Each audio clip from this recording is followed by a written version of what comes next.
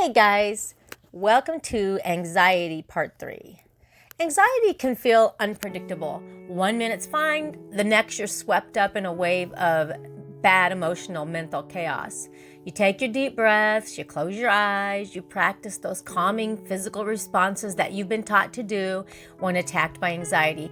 But anxiety doesn't just impact us physically, it takes over everything.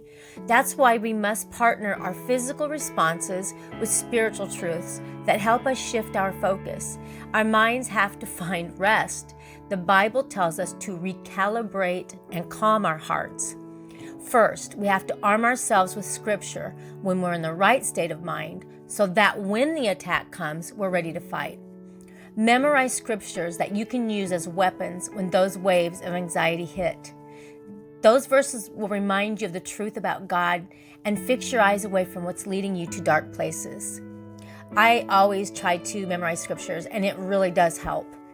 Isaiah 12:2 tells us that we can trust God to save us and that we don't have to be afraid. That's so powerful. We don't have to fear. We can trust God and He will save us. He's Lord. He's over everything and He can rescue us. No matter how far we feel that we've gone, He is there.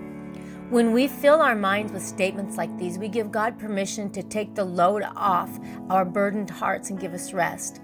These statements also give us the power to fight and win the battles we're up against. Repeat these statements until you feel the waves of anxiety start to pass. Repeating truth sets us free from the lies of the anxiety.